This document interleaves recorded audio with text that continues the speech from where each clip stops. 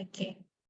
Baik, selamat pagi. Assalamualaikum warahmatullahi wabarakatuh. Salam sejahtera bagi kita semua. Perkenalkan Bapak Ibu, nama saya Kidung Sigit. Saya selaku Public Policy Manager dari Pijar Foundation yang hari ini akan memandu acara. Kami mengucapkan selamat datang di acara talk show online Talenta Hijau mempersiapkan talenta energi pada ekonomi net zero 2060 yang dilaksanakan oleh Pijar Foundation bersama Link. Dengan pembicara pada hari ini yang pertama Ibu Trisha Suresh, Head of Public Policy and Economic Graph dari LinkedIn Southeast Asia. Kemudian Ibu Vivi Yulaswati, Deputi Bidang Kemaritiman dan Sumber Daya Alam Kementerian PPN Bappenas. Kemudian Bapak Teguh Rengga, selaku Head of Project Development di Adaro Power. Kemudian Ibu Syarika Beralini, Manajer Kadin Net Zero Hub, yang dalam kesempatan ini mewakili Bapak Octavianus Bramantia selaku General Manager Kadin Net Zero Hub. Kemudian Ibu Lani Wijaya selaku Senior Enterprise Account Executive dari LinkedIn, dan selama kegiatan ini akan dipandu oleh moderator Ibu Kazadira Tamzil selaku Direktur Kebijakan Publik dari Pijar Foundation. Baik Bapak Ibu sekalian, seperti kita tahu bahwa pemerintah Indonesia memiliki target untuk mencapai net zero economy pada tahun 2060. Di sektor talenta, upaya yang dilakukan salah satunya memastikan ketersediaan talenta hijau, khususnya di bidang usaha energi. Talk show ini akan mengupas tuntas langkah apa saja yang perlu kita lakukan untuk memastikan ketersediaan talenta hijau di sektor energi. Harapannya, pasca acara ini dapat tercipta talent pool hijau yang baru di sektor industri. Adapun Bapak Ibu, talk show ini merupakan sebuah kolaborasi sinergis pasca acara bernama Global Future Fellows Safeguarding Indonesia's Energy Transition 2022 yang digagas oleh Pijar Foundation di tahun lalu. Acara ini merupakan program fellowship bagi pemangku kepentingan di bidang energi yang menghasilkan salah satu rekomendasi kebijakan, yakni ketersediaan talent pool. Baik, Bapak Ibu, tanpa berlama lagi, without further ado, I would like to welcome Ms. Trisha Suresh as the Head of Public Policy and Economic Graph from LinkedIn Southeast Asia to give her opening remarks. With her team, Ms. Trisha develops partnership with government, multilateral organizations, and economic institutions to advance LinkedIn vision to create economic opportunity for every member of the global workforce with a focus on leveraging data insight from LinkedIn to inform national skills and workforce policies. Ms. Trisha, please, the floor is yours. Thank you, Ibu Kidong. Thank you very much. Selamat pagi, everybody, and selamat pagi, Ibu Vivi and distinguished guests. My name is Trisha Suresh. I lead LinkedIn's public policy function for Southeast Asia. If you don't mind, please allow me to share my opening remarks in English. Firstly, I'd like to say I'm very honored and excited to be joining this very important discussion on such a crucial topic that is on green skills and Indonesia's ambition to reach net zero economy by 2060. With that, I'd like to share insights and data from LinkedIn's very own research. This is really part of our commitment to support Indonesia's agenda in promoting and developing green jobs and green skills to meet a just and equitable climate transition. I will start first with global insights, and then I'll move to some insights specifically for Indonesia. Now, achieving our global climate targets is a monumental task. It requires a whole of economy effort to make it happen. So as more countries make the shift towards a green economy, we're seeing very positive momentum on the LinkedIn platform.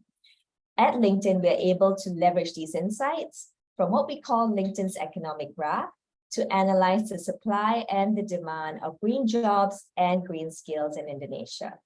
LinkedIn's economic graph globally consists of 930 million members, 63 million companies, 130,000 schools, and over 40,000 skills represented on the LinkedIn platform globally.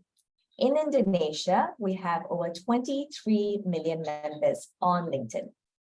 So what we see is that there is an urgent need for a more granular insight into talent to meet our goals of this just and equitable climate transition that we're discussing today. The climate crisis is ultimately a human capital crisis. If we don't have the right talent, we will not meet our climate goals. Just a few days ago, LinkedIn released our 2023 Global Green Skills Report. I'd like to share some insights from this report. Now, between 2018 and 2023, what we found is that globally, the proportion of green talent has been growing. It's been growing by 5.4% every year.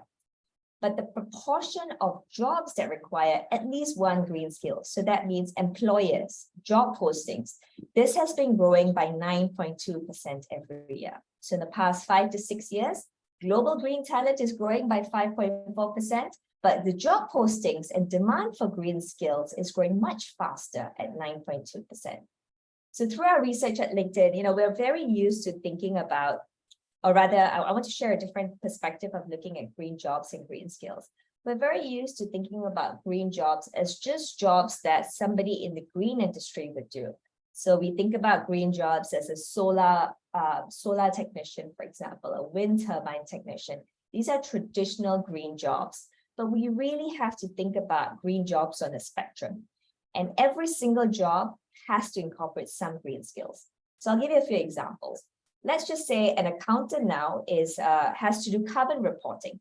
This person will now need some green skills in order to do that carbon reporting. So he or she will have to have green skills, while bulk of their job may be with non-green skills. Similarly, for a salesperson, for example, who's selling to a customer who's looking to develop more sustainable practices within their organization, this salesperson will also need to have some green skills. So we really need to think about green skills in a spectrum, not just think about everybody has to do just green jobs, but every single job, every occupation has to incorporate some green skills in order for us to meet our climate goals.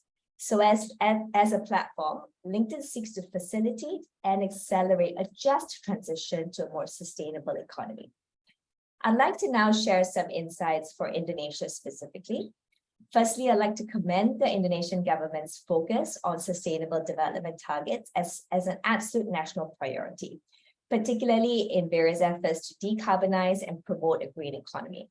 Now, there are many notable initiatives, one being the government's commitment to reduce greenhouse gas emissions in the energy sector by 358 million tons of CO2 by 2030.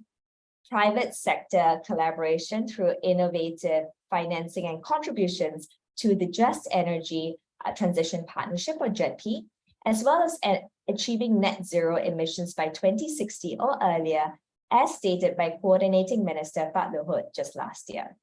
These are all really positive progress that will boost the green economy in the coming years. And you know what? We're already seeing some of these policies, plans being reflected in LinkedIn's data. In Indonesia, the demand for green talent, like globally, as per global trends, the demand for green talent is growing faster than supply. So the proportion of green talent in Indonesia, just in the past year alone, has grown by 11%. But the demand in the past year, so job postings, that has grown by 17%. So talent has grown by 11%. So people in Indonesia on LinkedIn saying they have green skills, that talent proportion has grown by 11%. But demand is growing much faster, 17%. As of February this year, we see that about 13% of all job postings on the LinkedIn platform in Indonesia requires green skills. We're also seeing strong growth of green talent in some sectors. So in construction, oil, gas and mining, utilities, financial services. These are all sectors that are seeing a lot higher proportion of green talent growing. I'll give you an example for the oil and gas industry. 20% of the current workforce on LinkedIn working in the oil and gas industry can be considered green talent because they have green skills. And in the past year, this proportion has grown by 12%. Now, looking at all members on the LinkedIn platform in Indonesia, there are more and more of them adding green skills to their LinkedIn profile. So these are skills like sustainability reporting, renewable energy, energy efficiency. These are very common green skills that are being added to LinkedIn profiles for our members in Indonesia. So all of this data really shows positive momentum. There's a lot of demand for green jobs, i.e. in job postings. But what we really need is continued support from the public and private sector to support and expand the green talent pool in Indonesia. As we said, talent is not rising as fast to meet demand for green skills. Now, to address this challenge, what we find at LinkedIn is that helping employers look at talent from a skills-first lens is very important. So this means that looking at candidates from not just the job experience they previously had, or their traditional qualifications, but looking at the skills one has. By prioritizing skills instead of qualifications, LinkedIn data shows that the global talent pipeline for green jobs can increase by over 5 times. So we could meet that demand that we're seeing for green talent if we take a skills-first approach. So as I wrap up, I would like to just thank PJR Foundation for setting up this forum, for being such a great partner to LinkedIn, for bringing together industry, government, civil society to really work together to meet Indonesia's energy transition goals. We hope that today's discussion can facilitate a more productive dialogue on more concrete steps, and that multi-sectoral collaboration that is so important to supporting green talent, upskilling, reskilling, and ensuring that the energy sector development in Indonesia continues to meet its goals. Thank you very much for this opportunity to meet with you today. I would like to hand it back to Ibu Kidong, please. Very well. Thank you, Ms. Trisha, for your time.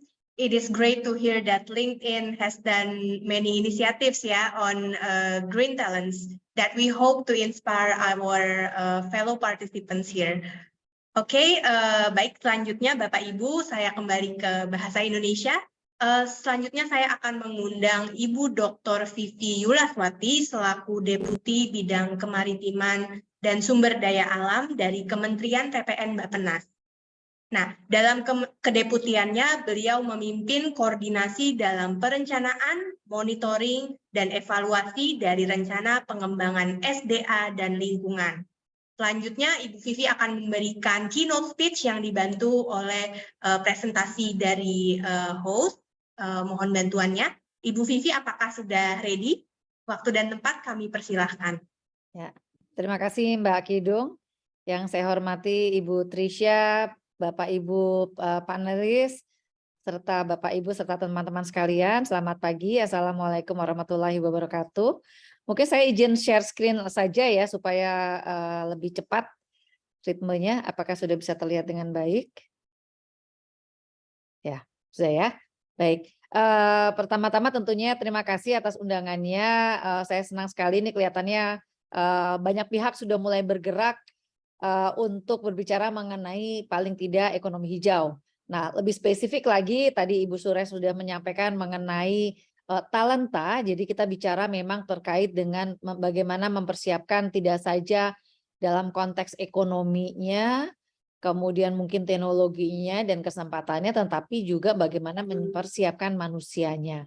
Nah, Bapak dan Ibu sekalian, pada kesempatan ini saya ingin berbagi beberapa bahan yang sebagiannya adalah kita sudah taruh di RPJP, Rencana Pembangunan Jangka Panjang 2025-2045. Jadi tema besarnya adalah kita harus transformasi untuk keluar dari apa yang disebut sebagai middle income trap dan pada tahun 2045 bisa menjadi atau masuk sebagai kelompok negara maju.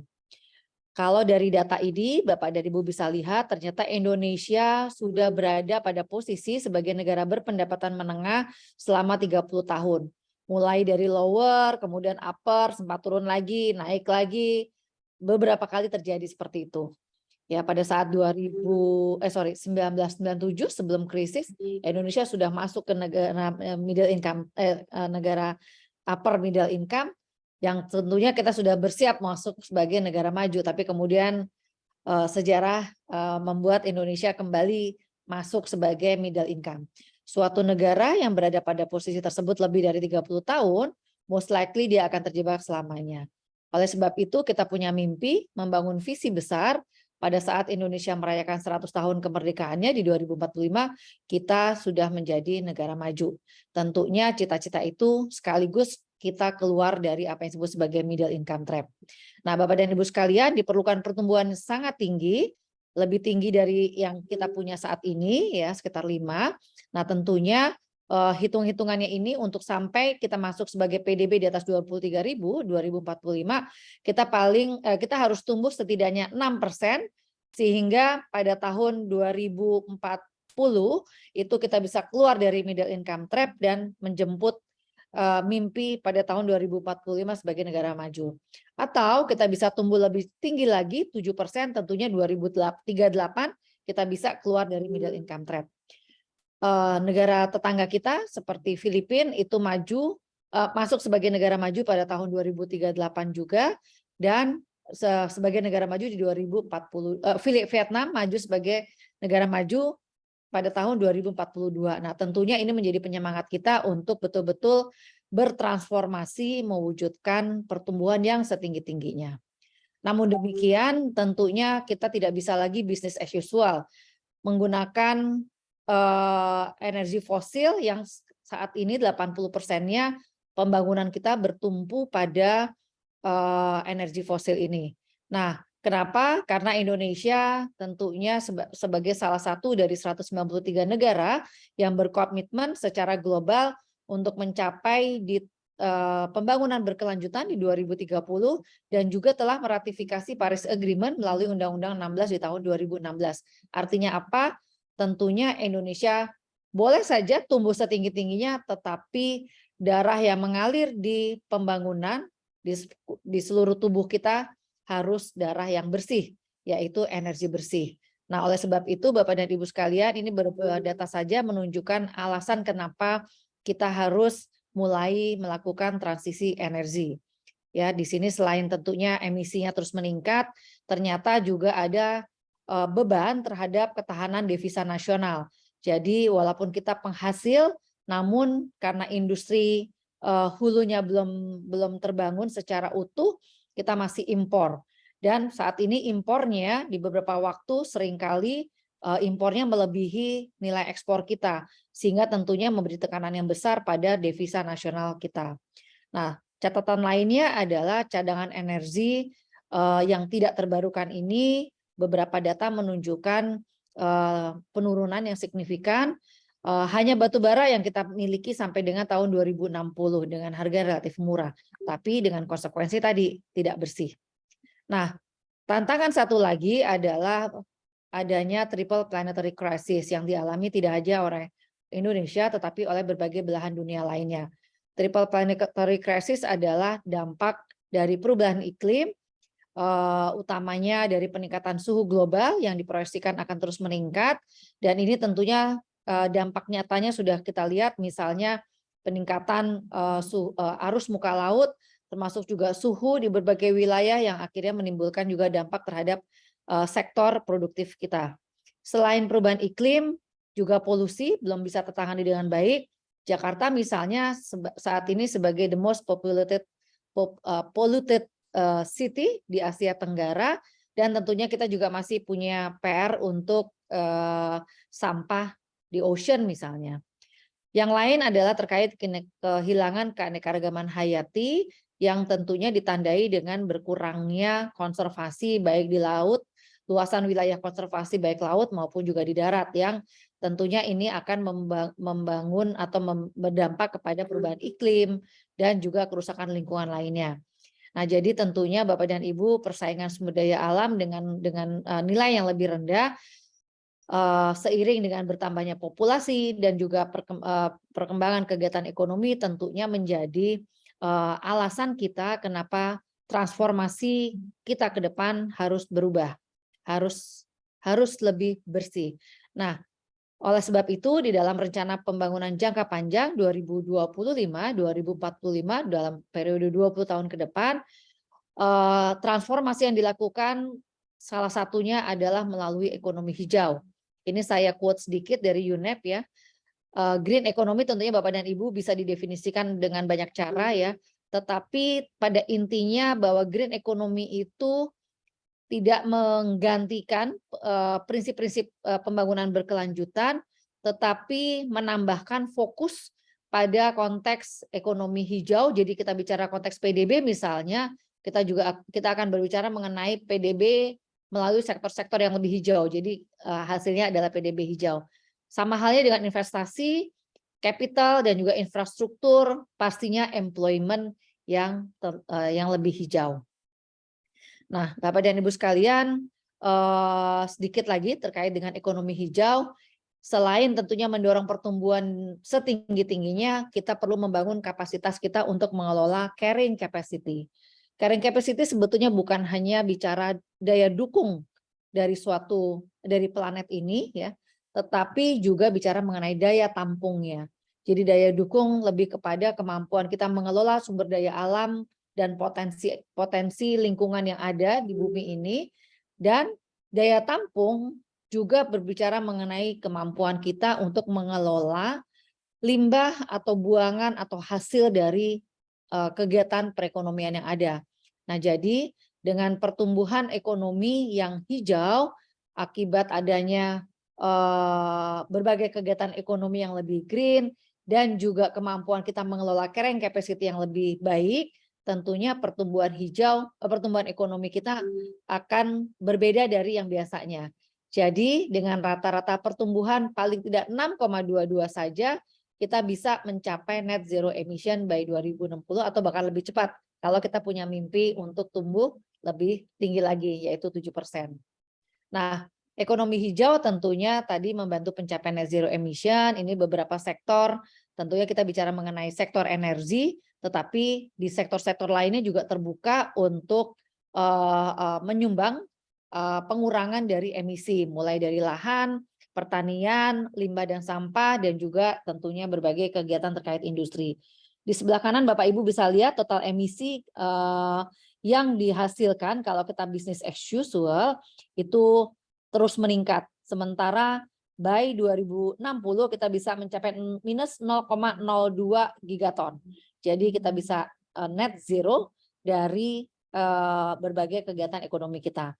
Ini align dengan enhanced NDC yang kita pasang by 2030 mencapai hampir 32% yang tentunya sudah selaras ya. Jadi berbagai komitmen global yang sudah kita tuangkan, kalau kita sama-sama konsisten, tentunya net zero emission by 2060 atau lebih cepat bisa kita capai. Kebijakan ekonomi hijau ternyata juga mampu menciptakan lapangan kerja baru. Ini dari studi yang dilakukan oleh Bappenas bekerja sama dengan beberapa pihak, kita bisa tahu ternyata investasi hijau bisa menciptakan 7-10 kali lipat lapangan kerja yang lebih besar dibandingkan investasi konvensional, atau setara dengan sekitar 2,2 juta lapangan kerja tambahan yang dihasilkan dari sektor-sektor seperti energi terbarukan, ya, kemudian EV, efisiensi dari energinya di berbagai sektor, ya, baik itu di perumahan, misalnya lampu LED. Sekarang misalnya kita wajibkan saja semua lampu LED, tidak boleh lagi pakai lampu yang lama, ya. Itu tentunya efisiensi bisa tercapai sebagiannya.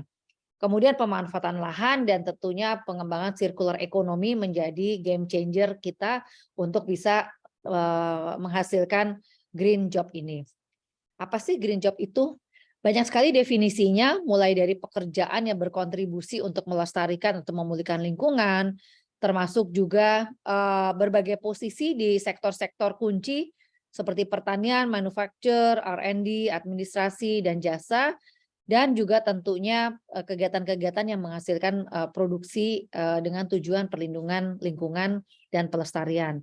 Nah, ILO secara mudahnya, ya, lapangan kerja hijau ini dapat dilihat dari dua perspektif, yaitu dari sisi outputnya, dari sisi proses produksinya atau hasilnya, ya, dari green product dan service-nya, atau juga dari sisi prosesnya, baik itu proses produksi yang memang pastinya ramah dan lingkungan.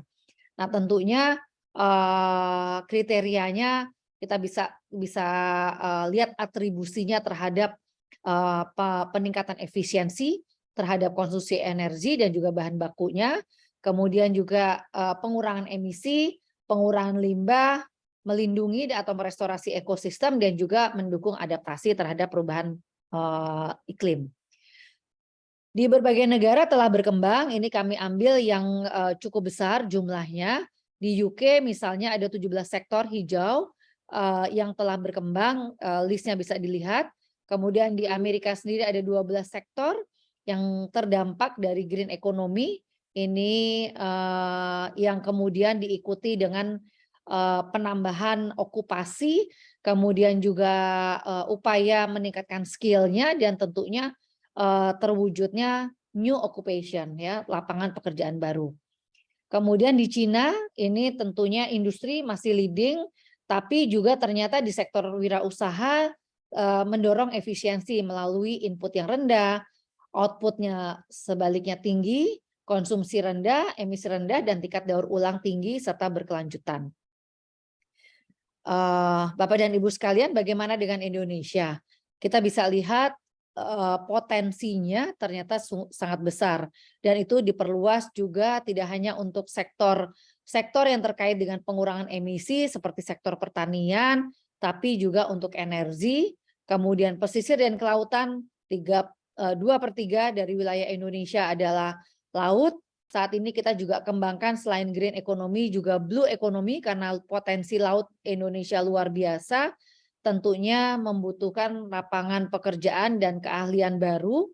Kemudian di pariwisata tentunya dengan tren ekoturism di tingkat global ini sangat mendorong pariwisata menjadi salah satu sektor unggulan pengungkit pertumbuhan kita ke depan.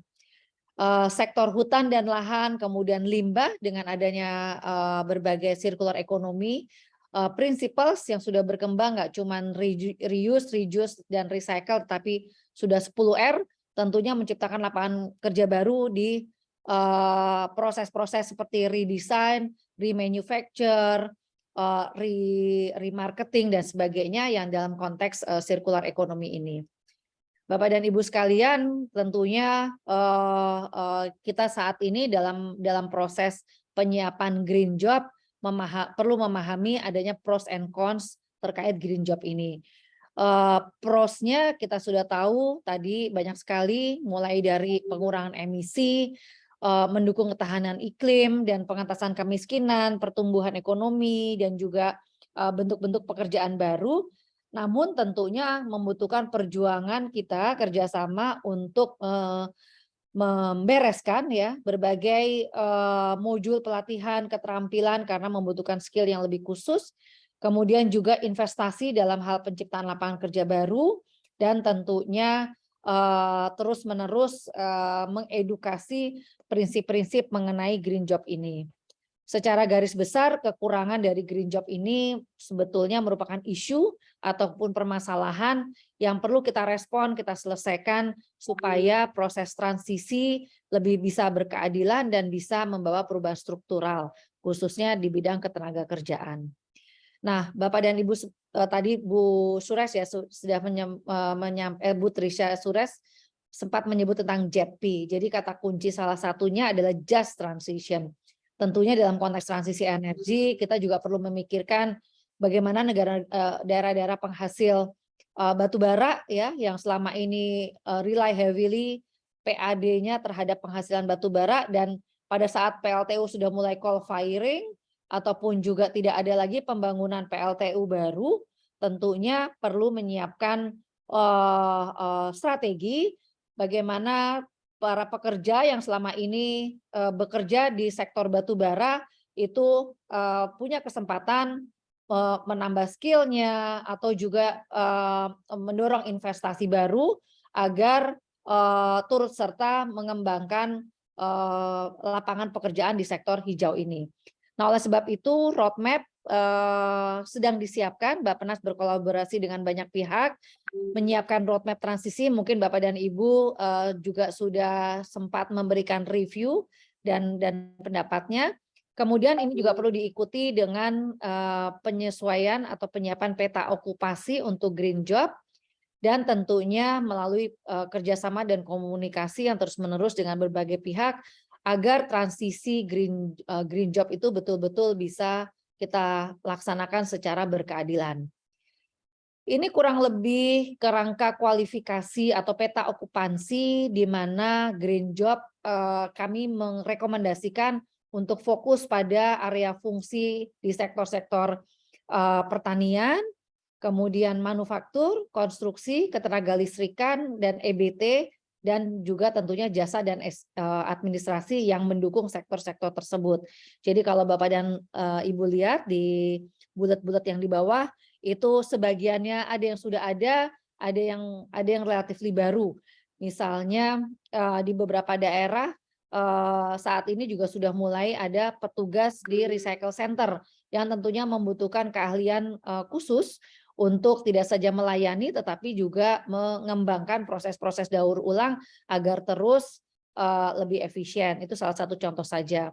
Kemudian juga tentang operator limbah yang kalau selama ini misalnya kita banyak tergantung pada yang low level skill ataupun juga informal ya, pemulung, pelapak, tentunya ke depan kita bisa create pekerjaan yang berbasis skill dan tentunya mempunyai penghargaan serta pendapatan yang jauh lebih baik daripada yang sektor informal saat ini. Strategi pengembangan green job tentunya selain mengembangkan berbagai studi, salah satunya mempersiapkan roadmap tadi untuk memperkuat landasan konseptual. Yang perlu dilakukan adalah mengembangkan ekosistem dari peta ekosistem dari green job nantinya, yang tentunya stakeholder lain di luar pemerintah juga perlu turut bersama-sama, mulai dari lembaga pendidikan, guru, kemudian juga pengajar, dan tentunya industri yang perlu berkolaborasi sama-sama mempersiapkan ekosistem yang handal untuk green job ini. Pengetahuan dan promosi strategi dan kebijakan di sektor pemerintah tentunya perlu mendukung pengembangan dari green job, kemitraan strategis, dan pada gilirannya nanti institusionalisasi dan manajemen pengetahuan agar green job di Indonesia betul-betul bisa berkembang tidak kalah dari negara-negara lain. Kolaborasi menjadi kata kunci.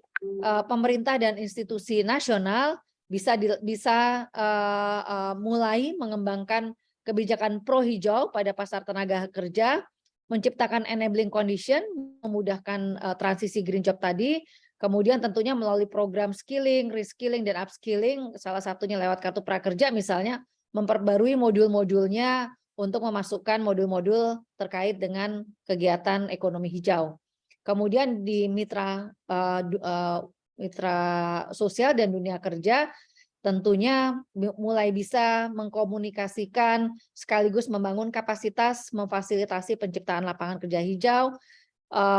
Kegiatan knowledge sharing menjadi sangat penting dan juga tentunya mengupayakan terjadinya best practices pekerjaan hijau ya. Mungkin kita tidak bisa bicara nasional, tetapi secara incremental kita bisa mulai membangun dari best practices tadi supaya economic of scale dari green job ini betul-betul bisa tercapai. Masyarakat tentunya lebih besar lagi, mulai dari awareness, kemudian merubah mindset ya, bahwa misalnya mengolah sampah sekarang adalah pekerjaan yang terhormat dan bahkan mulia ya, supaya pembangunan Indonesia bisa lebih berkelanjutan. Banyak lagi tentunya list dari kolaborasi apa yang bisa kita kembangkan bersama dalam sesi webinar ini, dan tentunya kami sangat terbuka untuk berdiskusi lebih lanjut. Demikian yang dapat saya sampaikan, lebih dan kurangnya mohon maaf. Assalamualaikum warahmatullahi wabarakatuh. Waalaikumsalam warahmatullahi wabarakatuh. Terima kasih banyak Ibu Vivi atas waktunya. Tadi sangat jelas, cukup mendetail arahan pemerintah ya Bu ya dalam sektor talenta hijau. Baik, selanjutnya sebelum ke sesi diskusi, izinkan kami dari Pijar Foundation untuk sedikit memperkenalkan diri dan mengarahkan konten diskusi yang akan dipimpin oleh Ibu Kazadira Tamzil. Ibu Kazadira Tamzil atau biasa disebut Azira merupakan Direktur Kebijakan Publik atau biasa kami sebut Tim Global Future X di Pijar Foundation. Di sini beliau memimpin sebuah apa yang disebutnya Think and Do Tank yang mengkatalisis prinsip collaborative governance bagi multi-stakeholder. Pengalamannya meliputi sektor konsultan, akademia, dan beliau juga merupakan lulusan dengan berpredikat Distinction and Best Dissertation in Global Politics dari London School of Economic and Political Science. Kepada Ibu Kazadira, waktu dan tempat kami persilahkan. Terima kasih banyak Mbak Kidung. Dan terima kasih banyak kami ucapkan juga untuk Ibu Vivi, Ms. Trisha, and our distinguished speaker for being here in today's webinar. Perkenalkan, nama saya Kazadira Fediva Tamzil, sudah diperkenalkan sebelumnya oleh Mbak Kidung, dan izinkan dalam kesempatan kali ini saya memperkenalkan lebih jauh tentang Pijar Foundation dan alasan mengapa kami melakukan webinar ini dan mendorong kemitraan-kemitraan lainnya yang berfokus untuk mewujudkan net zero economy di Indonesia. Next. Hari ini saya akan berbicara tentang apa itu Pijar Foundation dan salah satu aktivitas terbesar kami tahun lalu yang berputar pada isu energi, dan terakhir memberikan sedikit konteks untuk sesi diskusi panel kita hari ini. Ya, Pijar Foundation sendiri adalah sebuah lembaga yang berfokus pada beberapa isu penting yang kita sebut sebagai future talent dan future planet. Kami percaya bahwa saat ini sudah patutnya kita berfokus pada hal-hal yang akan terjadi di masa depan dan mulai berpikir tentang cara-cara kreatif dan imajinatif bagaimana kita bisa mewujudkan ekonomi masa depan yang lebih baik. Kami berfokus pada isu seperti energy, waste, food and agriculture, education, dan juga health. Jadi cakupan dari isu lembaga kami cukup luas, tapi fokus utamanya adalah tetap pada talenta atau manusia dan planet, yaitu di mana kita berpijak saat ini. Pijar Foundation sendiri adalah sebuah future philanthropy kami sebutnya, yaitu sebuah lembaga filantropi yang bekerja untuk mewujudkan ekonomi masa depan. Seperti yang saya mention sebelumnya, kami berfokus pada isu-isu terkait future talent dan future planet, dan kami melakukan intervensi dalam 3 hal, yaitu yang pertama adalah talent upskilling, kemudian innovation acceleration, dan juga policy advocacy. Dan ini adalah alasan mengapa kami melakukan webinar ini kali ini dalam kerjasama dengan LinkedIn, karena kami percaya bahwa ekonomi masa depan yang lebih baik hanya bisa diwujudkan melalui kolaborasi multisektor yang efektif. Jadi di sini kami menghadirkan perwakilan dari pemerintah, perwakilan dari perusahaan swasta, dan juga asosiasi perusahaan swasta, dan menghadirkan dari berbagai lapisan masyarakat lainnya, karena seperti yang sudah disebutkan oleh Trisha dan juga Bu Vivi sebelumnya, pada akhirnya untuk memenuhi demand dari energy talent menuju ekonomi masa depan, kita membutuhkan kolaborasi multisektor. Berikutnya. Ya. Untuk Pijar Foundation sendiri, salah satu yang kami kerjakan adalah advokasi kebijakan untuk mendorong cara-cara kreatif bagaimana pemerintah, perusahaan, komunitas masyarakat bisa bersatu dan melakukan hal-hal praktis dan juga rekomendasi-rekomendasi kebijakan untuk pemerintah yang bisa mendorong terwujudnya ekonomi masa depan yang lebih baik. Dan kami memiliki beberapa aktivitas utama, salah satunya kami sebut dengan program Global Future Fellows atau GFF, dan Pak Rengga hari ini kebetulan merupakan salah satu partisipan atau fellow-nya tahun lalu. Jadi mungkin nanti Pak Rengga bisa share sedikit lebih banyak juga ya Pak tentang pengalamannya dan bagaimana mungkin aktivitas tersebut mendorong kolaborasi multisektor. Kami selain melakukan Global Future Fellows, sebuah short-term fellowship program untuk mid-career decision makers dari pemerintah, sektor privat, dan juga komunitas masyarakat, kami juga melakukan upaya-upaya untuk mendorong keterlibatan kaum muda di dalam proses pembuatan kebijakan melalui gerakan yang kami sebut sebagai Town Hall Muda. Kami akan melakukan Town Hall Muda ini di 24 titik di seluruh Indonesia, dan kami sangat berbangga ya, karena kita bisa mendorong keterlibatan anak muda di dalam proses pembuatan kebijakan. anak muda adalah kunci dari masa depan, sama halnya seperti kolaborasi multisektor. Next.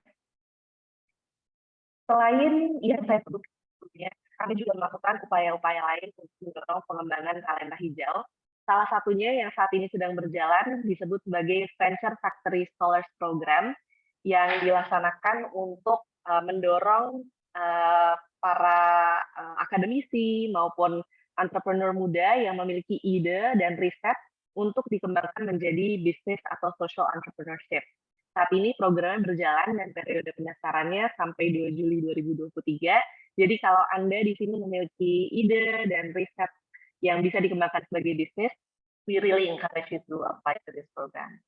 Selain itu, kami juga memiliki beberapa program lainnya. Salah satunya adalah a series of online courses yang bertujuan untuk mengenalkan konsep sustainability dan lain sebagainya. Next. Ya, Pijat Foundation sendiri di tahun 2022 telah berhasil untuk menjangkau 45.000 lebih beneficiaries atau penerima manfaat, dan kami sangat terbuka sekali untuk potensi kolaborasi dengan Bapak Ibu yang hadir di sini. Dan kami sangat tertarik dengan segala bentuk kolaborasi kreatif dan multisektor yang mendorong keterlibatan berbagai lapisan masyarakat menuju our future talent dan future plan. Ini adalah impact report kami, detail lebih lanjut tentang Pijat Foundation bisa dicek di report ini dan bisa di-scan melalui barcode ini atau dilihat di website kami www.pijatfoundation.org. Ya, berikutnya saya akan masuk ke inti mengapa kami secara khusus mendorong hal-hal seperti webinar yang kami lakukan dengan LinkedIn saat ini. Tahun lalu kami melaksanakan program Global Future Fellow yang mengumpulkan perwakilan pimpinan dari berbagai sektor untuk mendorong kolaborasi konkret antar sektor untuk mewujudkan energi berkelanjutan yang lebih baik di Indonesia. Dan salah satu output dari kegiatan tersebut adalah yang kami sebut sebagai Collaborative Action Plan atau ide-ide kolaborasi konkret antar sektor. Jadi dalam kesempatan ini sekaligus kami kembali menyampaikan bahwa kami terbuka sekali untuk potensi kolaborasi dengan Bapak Ibu untuk mendorong terwujudnya hal-hal yang ada di dalam Collaborative Action Plan ini. Berikutnya. Ya, Collaborative Action Plan tersebut memiliki 5 area kolaborasi yang sudah diidentifikasi oleh para fellow. Salah satu di antaranya, Bapak Ibu, adalah creation of an expert pool or talent pool of energy transition, karena memang kami menyadari bahwa saat ini kita perlu melakukan berbagai upaya untuk memastikan bahwa Indonesia memiliki talent pool yang cukup dan berkelanjutan untuk mewujudkan net zero economy. Oleh karena itu, dalam webinar kali ini, kami secara khusus ingin zoom in kepada perwakilan dari sektor privat untuk melihat upaya-upaya apa saja yang sudah mereka lakukan, yang sekiranya mungkin bisa menjadi benchmark untuk sektor privat yang lainnya, ataupun menjadi rekomendasi kebijakan untuk perwakilan pemerintah. Jadi senang sekali hari ini kami sudah kedatangan 3 pembicara yang sungguh luar biasa mewakili berbagai lapisan di dalam sektor privat itu sendiri. Next.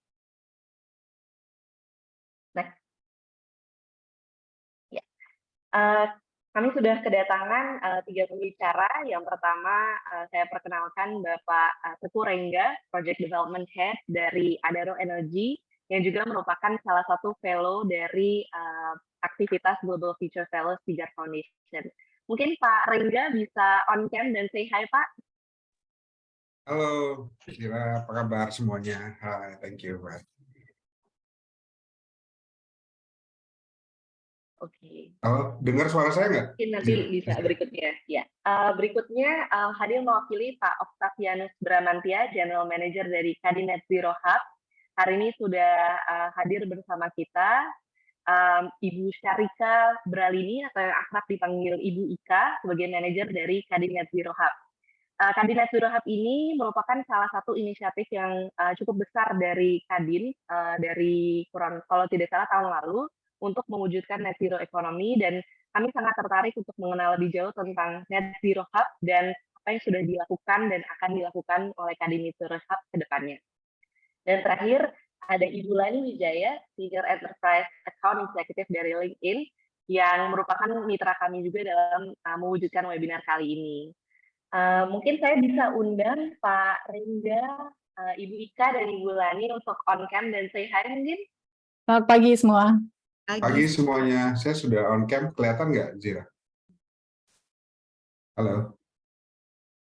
Iya.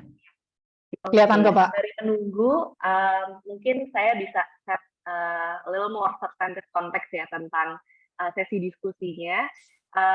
Pertama, seperti yang saya sudah sebutkan sebelumnya, webinar kali ini akan berfokus pada perspektif dari sektor private mengenai strategi dan bagaimana mereka mencoba untuk mewujudkan demand dari energy talent pool menuju net zero economy. Jadi kita ingin mendengar secara langsung dari perwakilan Adaro, kemudian dari Kadin Net Zero Hub tentang apa yang sudah dilakukan oleh perusahaan swasta untuk memenuhi green energy talent demand. Dan kita juga nanti bisa mendengar dari perwakilan LinkedIn untuk lebih jauh mengupas dari apa yang sudah disampaikan Bu Trisha sebelumnya mengenai tren secara umum di dunia kerja mengenai green energy talent dan apa yang bisa kita lakukan sebagai whole of society untuk mendorong terwujudnya green energy talent pool ini sendiri. Oke, kita sudah ada on cam Pak Rengga, Bu Ika, dan Bu Lani. Mungkin mau say hi terlebih dahulu. Halo. Selamat pagi semua. Oke. Selamat pagi. Baik. Suara saya kedengaran ya, Zira? Tanpa berlama-lama, kami ingin sekarang berbincang-bincang langsung dengan para pembicara kita hari ini. Mungkin yang pertama saya ingin undang Pak Rengga nih untuk sharing lebih jauh tentang mungkin a little bit tentang transformasi Adaro sendiri ya Pak ya. Saya memahami bahwa Pak Rengga saat ini memimpin upaya dari Adaro untuk mengeksplorasi business opportunities di bidang green energy, and we would like to understand more tentang transformasi ini Pak, dan bagaimana Adaro mempersiapkan diri untuk memenuhi kebutuhan talentanya. Silakan. Oke, sebelumnya suara saya kedengaran nggak, Azira? Kayaknya Azira nggak dengar ya. Yang lain, bulan Jelas, Pak. Cukup jelas. Jelas. Alright, thank you. Oke, saya kebetulan nggak prepare presentasi karena katanya nggak perlu, tapi ya udah saya cerita aja ya, ngobrol aja ya. Jadi saya mungkin menyampaikan tuh dalam dua hal. Yang pertama apa yang terjadi di Indonesia saat ini. Yang kedua mungkin nanti baru di dive into what our company is doing. Jadi di Indonesia ini kan sekarang itu sudah era renewable energy, right? Walaupun kita buktikan dari pemerintah ada program Just Energy Transition Program, ada rencana mau di shutdown beberapa sebagian besar PLTU dan lain sebagainya. Tapi sebenarnya yang drive dari sisi private itu sebenarnya adalah bankability. Jadi kita kan kalau to develop project kita selalu quote-unquote minjem duit lah dari lenders, right? Nah itu tuh semenjak tahun 2018. Even way before, bank-bank lenders itu sudah nggak mau lagi financing untuk coal-related project, mereka sudah nggak mau, jarang lah ya. Dan itu yang mendorong sebenarnya sebagian besar perusahaan untuk bisa menuju ke era renewable energy. Dan tentunya sekarang ESG concern sangat penting, right? Di dunia yang serba kompleks ini, harusnya kita sudah mulai peduli terhadap lingkungan. Itu yang pertama. That's what happened in the world, especially Indonesia. Terus sebenarnya Indonesia agak sedikit telat nih dibandingkan negara lain gitu ya. Vietnam sudah dari tahun 2015 dan beberapa negara lain sudah mulai sejak lama. Kita agak sedikit telat tapi better late than nothing, right? Nah, terus strategi Adaro apa sebenarnya untuk menghadapi ini? Jadi kita percaya karena kita negara sedang berkembang ya, kita masih percaya coal itu masih butuh. Oke, tapi mungkin yang pelan-pelan kita kurangi. Jadi we cannot shut down coal immediately juga gitu ya. Karena kalau kita shut down coal immediately, pembangkit di Jawa itu rata-rata sekarang backbone-nya coal, baseload-nya. So if you shut down immediately, we don't have enough system to coming in. Nanti sistem Jawa akan mati lah ya. Terutama kalau kita menggunakan solar PV itu kan intermittent system beda dengan baseload. So that needs to be understood. Dan Sekarang kita coba figure out bagaimana caranya. Nah, tapi yang lebih penting adalah kita udah mulai energy transition. Jadi pelan-pelan dari tahun 2018 kita pelan-pelan udah developing project renewable energy, dan akhir tahun lalu kita mendevelop satu pilar baru. Jadi kalau dulu Adaro Energy ada banyak pilar yang berfokus kepada mine to power. Jadi kita dari mine kita, logistik, pit dan lain sebagainya sampai menjadi power, mostly adalah coal. Sekarang kita ubah pilarnya. Kita punya 3 pilar sekarang. Jadi yang pertama kita tetap produksi coal, karena kalau kita matiin atau kita jual itu cuma memindahkan coal ke tangan orang lain gitu ya. Jadi kita tetap menjalankan bisnis as usual coal. Kita juga mendevelop yang namanya Adaro Minerals. Adaro Minerals ini dibutuhkan untuk mining produk green economy. Contohnya aluminium, right? Coking coal yang belum ada penggantinya. Aluminium you need to mine, right? Jadi kita sekarang lagi mengembangkan aluminium smelter. Kita juga lagi mengoperasikan coking coal yang dibutuhkan untuk steel. Jadi semua yang terkait green mineral, kita punya satu pilar khusus yang disebut Adaro Minerals. Dan pilar yang baru, pilar ketiga, yaitu adalah Adaro Green. Jadi kita sekarang semua portfolio power projects kita all about green. Jadi kita ada portfolio di hydropower, large hydropower, kita ada large solar PV, bahkan ada yang rooftop, kita ada wind turbine. Actually, we're doing wind turbine projects with our partner yang akan kita supply ke PLN. Kita juga menang pre-qualification to waste to energy dan lain sebagainya. Jadi Adaro sangat fokus terhadap green energy. Dan alhamdulillah tahun lalu harga batu bara tinggi banget, right? So we use some of the capital to develop our renewable energy. So we're not going idle and doing the coal projects anymore. In my pipeline right now, everything is renewable energy. Nah, apa sih yang kita lakukan supaya mendorong renewable energy, terutama di Indonesia? Kalau Adaro itu kan mungkin seperti beberapa perusahaan developer lain itu kita independent power producer. Simple word, kita itu developer lah. So we're not actually doing engineering, we're not doing construction. We own the project, we make the project works, we sell electricity. That's basically our business. Nah, kalau dari kita itu biasanya kita selalu butuh konsultan untuk membantu kita, ya. Jadi dari legal counsels, lawyers, engineering consultants, logistic consultants, tax consultant dan lain sebagainya. Nah, dari semua ini sebenarnya karena Indonesia masih agak telat masuk ke dunia energi, kita mesti sebelumnya itu pakai asing, gitu ya. Kita pakai konsultan asing karena mereka yang lebih expert, right? Apalagi if you want to get a international financing, your project must be bankable, therefore you have to use from the expert lah. Dan sayangnya sekarang expertnya kebanyakan dari asing. Tapi kita pelan-pelan kita coba. Salah satu cara yang saya coba di tempat kita adalah kita quote unquote meminta perusahaan asing ini untuk berkolaborasi dengan konsultan lokal. Oke, jadi saya hanya mau hire kalian jika kalian berkolaborasi dengan konsultan lokal. Artinya ketika mereka berkolaborasi dengan konsultan lokal, ada 2 hal yang terjadi. Yang pertama ada transfer of knowledge di situ, right? Konsultan lokal bisa belajar. Yang kedua, si konsultan lokal ini akan cari orang, right? Karena dia punya bisnis, dia cari orang-orang yang dia cari itu tentunya bidang-bidang yang sesuai dengan renewable energy walaupun belum berpengalaman. Nah, diharapkan dengan iterasi-iterasi berikutnya, konsultan-konsultan kita jadi makin jago, mereka bisa maju sendiri. Right? Itu salah satu cara yang kita lakukan. Sama dengan lawyer, right? Jadi kita selalu pakai international law firm sama local law firm. Right? Local law firm ini kita nggak mau dia jalan sendiri, kita juga mau jalannya bareng sama international legal counsel supaya mereka bisa tahu bagaimana cara problem solving-nya, apa yang diinginkan oleh lenders secara bankability dan lain sebagainya. So we're doing all of that. Tapi sebenarnya saya mau touch yang lebih penting lagi adalah core. Ya. Kalau konsultan, legal counsel dan lain sebagainya kan mereka experienced people, right? Walaupun mungkin belum pengalaman dari energi. Jadi saya maunya take a step back. Saya tadi sambilan dengar Bu Vivi cerita, saya sempat Google sesuatu yang fakta yang menarik. Fakta yang menarik adalah bahwa Universitas Indonesia itu rasio university student to total population itu cuma 19%. Indonesia itu ketinggalan jauh dari beberapa negara di Asia seperti Cina 49%, Jepang 52%, dan South Korea dan Singapura yang di atas 70%. Jadi untuk bisa bersaing di pasar global, bahkan di negara sendiri terkait talenta hijau, we need excellent students, right? We need university graduates first and foremost. Of course kita butuh technician dan lain sebagainya, tapi base-nya kita butuh university student. Dan Indonesia tuh rasio universitas tuh hanya 19%. Fakta yang menarik lagi adalah karena bidang saya engineering, right? Saya tertarik dengan engineering.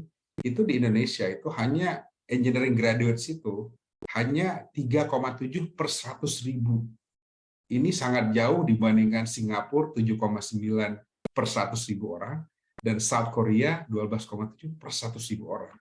Jadi kita way behind on this matter, dan saya seseorang yang sangat percaya edukasi itu penting. Ya. Nah, jadi saya contohkan ketika saya pertama sekolah, saya civil engineer, saya tuh nggak tahu tuh apa renewable energy. I never imagine I would be working in renewable energy when I was in college. Saya taunya bangun gedung, bangun jembatan, bangun jalan, that's it. Padahal civil engineer can do so much more. This is a small example, tentunya dunia lain juga banyak. Nah, ini tuh yang belum nyampe ke universitas kita, ke level yang sangat kita butuhkan untuk mendorong perkembangan talenta-talenta hijau kita, gitu ya. Terutama kalau di renewable energy, right, yang perlu kita lakukan adalah problem solving, right? Well, basically anything has to do with problem solving. Tapi dunia renewable energy banyak banget problem yang harus di-solve, ya. Seperti contoh solar PV, right? Solar PV is good, nice, but the problem with solar PV adalah solar PV itu tidak base load, dia intermittent, cuma dapat power ketika mataharinya adalah basically, right? Nah, in order to be supaya bisa jadi base load harus nambah baterai. Nah, baterai ini masih mahal, butuh di take out setelah masanya berakhir dan sebagainya. Nah, jadi problem-problem yang ada di green economy itu banyak sekali gitu ya. And we have to start there, not at my level to be honest, right? I can do only so much, but on the lower level dari teknisi, dari university graduate dan lain sebagainya, supaya kita mulai mendorong dari sekarang setiap program di Indo tuh harus mindsetnya renewable energy. Gitu. Saya ingat banget waktu I took my master's degree gitu ya. Di Amerika itu kan yang case study untuk sekolah itu beda-beda ya. Kalau di California karena mereka banyak petrochemical industry, banyak jalan-jalan yang bagus, jadi case study-nya jalan, jembatan. Di Texas contohnya karena mereka banyak power plant, oil and gas, contoh case-nya power plant, oil and gas. Kenapa nggak di Indonesia ya, sebagai contoh gampang, civil engineer, right? Instead of studi kasusnya bangun jembatan dan jalan, kita bangun power plant deh. It's a similar case, right? Similar calculation, right? Kita bangun poles untuk wind turbines deh, right? So we have to menanamkan DNA renewable energy ini ke dalam dosen-dosen dan mahasiswa di Indonesia supaya ketika mereka lulus, mereka ready untuk bisa kita ambil kerja di tempat itu. Kira-kira gitu sih dari saya, Mira. Thank you. Thank you so much, Pak Rengga. Mungkin quick follow-up question, Pak. Tadi menarik banget bahwa Pak Rengga mention before you never encountered or knew anything about green energy. But how did you adapt and now became one of the basically champions at Adaro to explore green business opportunities, Pak? Mungkin ada practical tips untuk viewers. Ya, kalau saya kan orangnya yang pertama bosenan ya. Yang kedua penasaran. Yang keempat mau break away fast gitu. Maunya naik karir cepat gitu ya. Jadi waktu di masa muda kayak gitulah. Jadi saya karena bosenan, pertama saya kerja itu di infrastructure. Habis itu saya ke oil and gas. Tapi waktu itu saya udah sadar kayaknya oil and gas makin lama makin turun nih. Saya switch career. Saya masuk ke industri power plant waktu itu. Saya kerja di Samsung, proyeknya di Saudi Arabia. Nah, pada saat saya ngobrol-ngobrol dengan klien karena saya lagi membangun power plant buat klien, mereka bilang bahwa wah in Saudi Arabia there are a lot of lands empty, unused, right? We can just put solar panels. At the time itu saya ngobrol itu tahun 2012, 2013 gitu lah. Nah, akhirnya wah menarik nih. Akhirnya saya menyelesaikan proyeknya, terus saya pindah ke konsultan di Indonesia waktu itu. Saya pulang ke Indo, pindah konsultan, saya kerja buat PLN. My main client at the time was PLN. Nah, saya lihat bahwa dari RUPTL NPTL itu by the way di blueprint of Indonesia Power System lah ya. Itu masih banyak PLTU. Padahal Indonesia itu potensi renewable energy besar sekali gitu. Why don't we go in that area, right? Akhirnya kita waktu itu saya sebagai project manager Accenture di PLN coba develop suatu konsep work breakdown structure supaya dipakai seluruh Indonesia. Disitulah saya mulai kenal renewable energy. Oh, ternyata renewable energy itu cara mendevelopnya agak beda nih sama PLTU. Ternyata menarik dan lain sebagainya yang akhirnya membawa saya ke Adaro. Sampai sekarang saya handle renewable energy projects. So it's part of lucky, boring, and try to find and it's being curious lah basically. That's just me. Thank you so much Pak Rengga.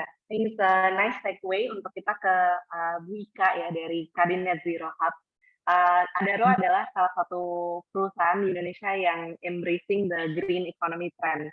Mungkin di sini Mbak Ika bisa share lebih lanjut tentang apa itu Kadin Net Zero Hub dan how is Kadin Net Zero Hub helping Indonesia to basically build and strengthen the green energy talent pipeline dan mewujudkan net zero economy. Silahkan Bu. Terima kasih Mbak Sadira. Jadi Kadin Net Zero Hub ini lembaga yang baru sebenarnya, belum 2 tahun. Ide ini dicetus 2 tahun yang lalu di acara COP Glasgow.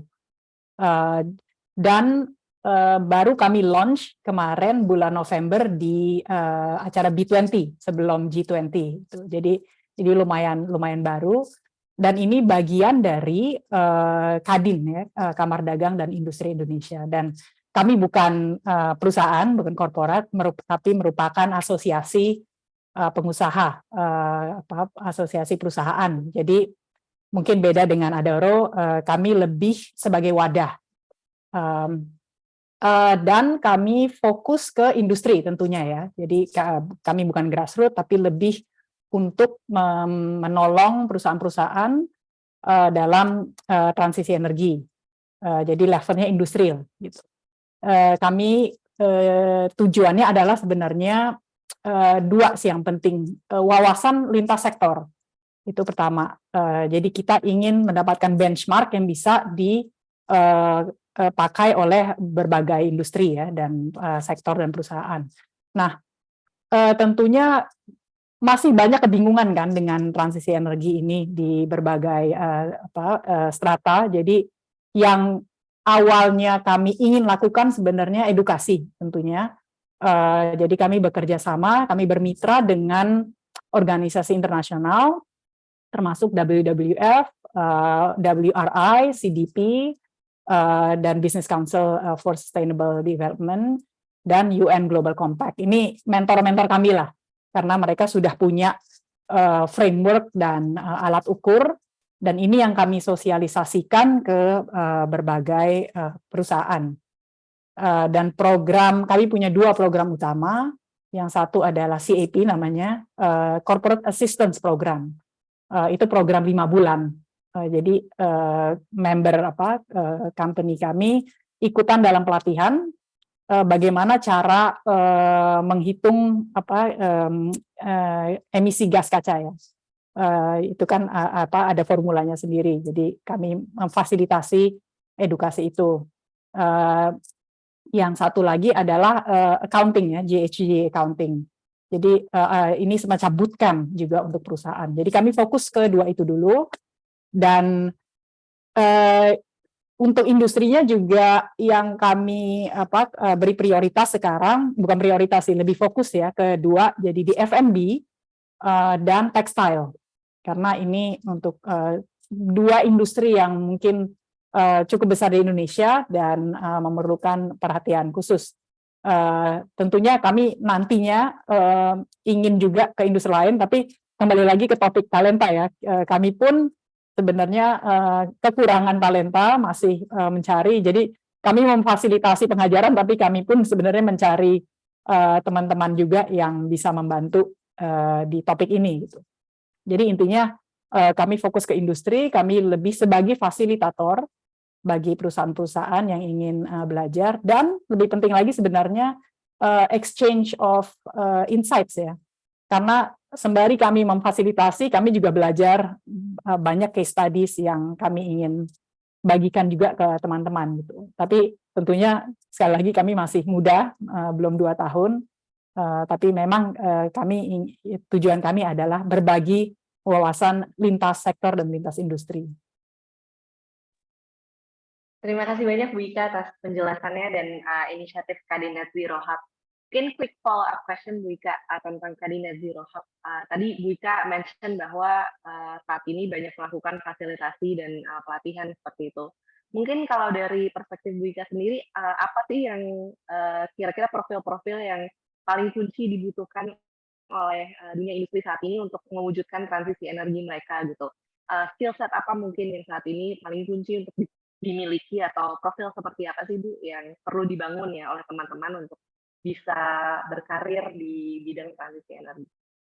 Ya, karena kami lingkupnya industri dan korporat, sebenarnya kami fokus lebih ke manajemen tim dan leadership-nya ya. Dan biasanya jadi ada flow-nya nih untuk join di hub itu. Yang pertama kami harapkan adalah komitmen. Jadi komitmen dulu dari teman-teman korporat. Lalu setelah itu kami melakukan yang namanya pre-assessment, membantu perusahaan untuk mengakses, baru kita melaksanakan semacam working group network. Nah, disinilah kan kita perlu mentor, kita perlu GHG specialist. Jadi sebenarnya ini dari level mentorship dan forget about creating specialist ya. Lebih ke mungkin trainers itu yang dari kacamata industri yang ingin kami galakan juga. Thank you so much Bu Ika penjelasannya.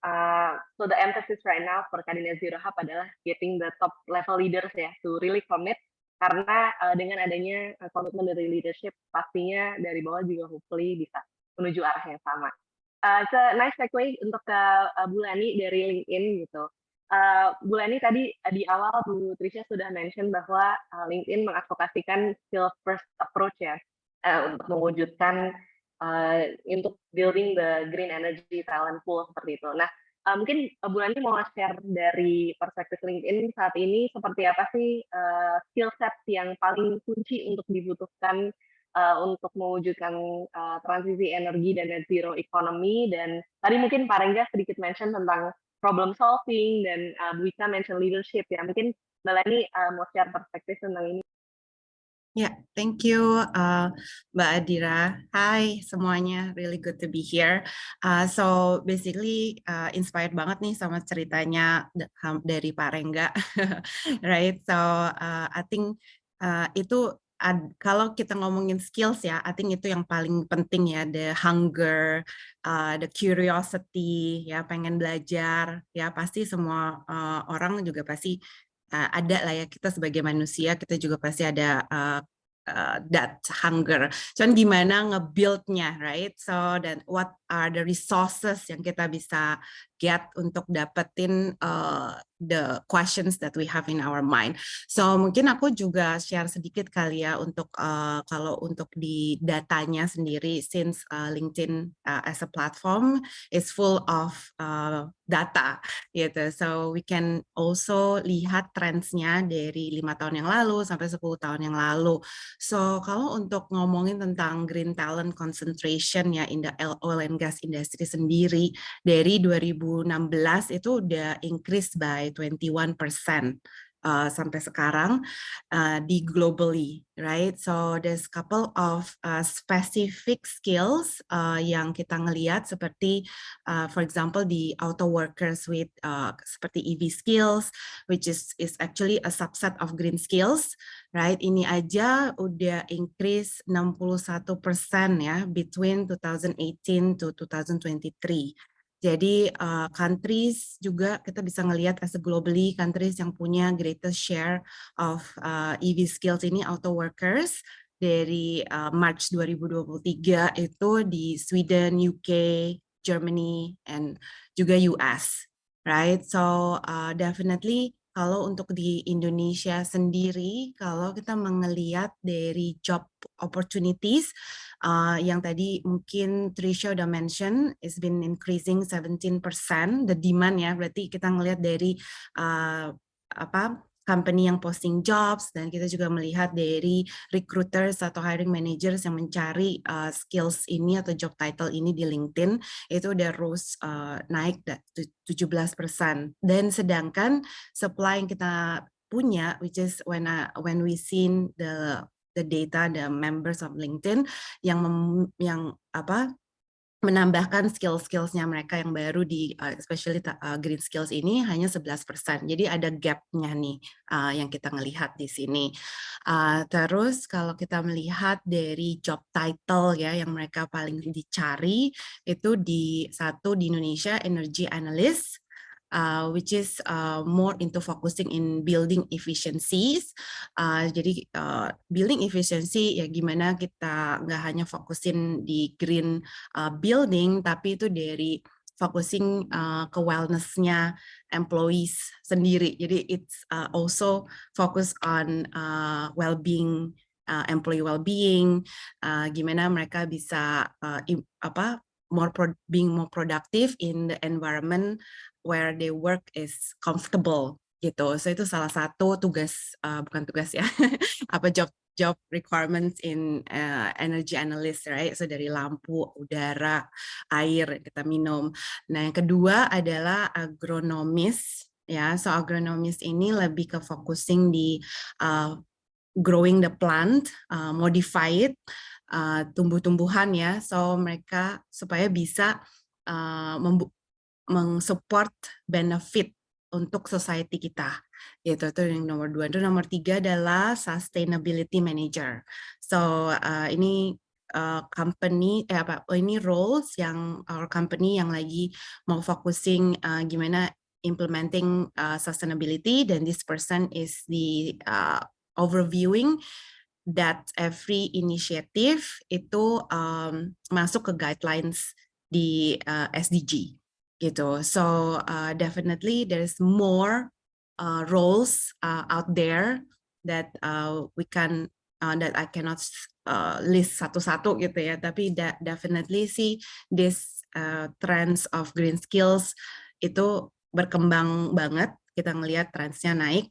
Dan yang paling interesting lagi adalah kepada talenta-talenta ya, especially di Indonesia, mereka yang generation Z atau millennials yang baru gitu ya, mereka lebih mau interested in the company sustainability. Jadi there's some research mention that the reason that they will apply to a company, one of them is if the company has a commitment for sustainability. So I think this is really top priority for industry leaders, for policy makers, for education juga, gimana kita bisa ngebantu companies ini untuk mendeliver their initiative of sustainability supaya juga bisa mengattract the relevant talent to their companies. Mungkin dari saya sih itu dulu. Thank you so much, Bulani, and thank you for sharing the market insight juga ya, terutama tadi the top jobs that are sought after in the market saat ini, energy analyst, agronomist, dan sustainability manager. Mungkin kita tertarik juga sama yang di-mention Bulani tentang millennials dan Gen Z yang sangat tertarik dengan whether or not a corporation is having a sustainability vision gitu ya. Tadi align banget dengan yang di-mention Bu Ika bahwa salah satu yang harus kita dorong saat ini adalah memastikan top industry leaders memang memberikan full commitment untuk sustainability dan energy transition. Nah mungkin Bulani kita ingin deep dive lagi tentang how do we actually build the skill sets that are needed to basically be one of the sought after people untuk bekerja di green economy ini ya, Bulani gitu. Apakah misalnya mereka harus datang dari a certain specific background atau mereka harus memiliki certain working experience gitu ya? Karena mungkin banyak dari audiens saat ini yang ingin bekerja di green economy, but they don't really know where to start, or they don't really know what kind of qualifications or resources they should basically have untuk bisa transisi dan menjadi bagian dari green energy talent. Mungkin bulannya ada tips nggak? Ya, ya, definite. So mungkin kalau kita juga tadi dengerin dari Pak Rengga ya, gitu, karena dia juga lulusan civil engineer ya, Pak ya. Nah itu kan dulu tidak ada diajari ya kan tentang green technology atau green skills. So the green skills atas gara-gara perkembangannya waktu dan this climate change yang benar-benar udah parah gitu ya. Jadi green skills ini and new technology are being created, right? So definitely digitalizations play a part in this green economy. Jadi kita nggak bisa juga relying too much on universities creating these courses for us gitu. But tapi kalau kita lihat di dunia sekarang yang available itu banyak sekali ya, courses yang available banyak sekali. Terus there's a lot of people expert matters itu ngerti tentang circular economy. Terus there's a lot of NGOs that sharing what are the teknologi dan juga inisiatif yang mereka committing.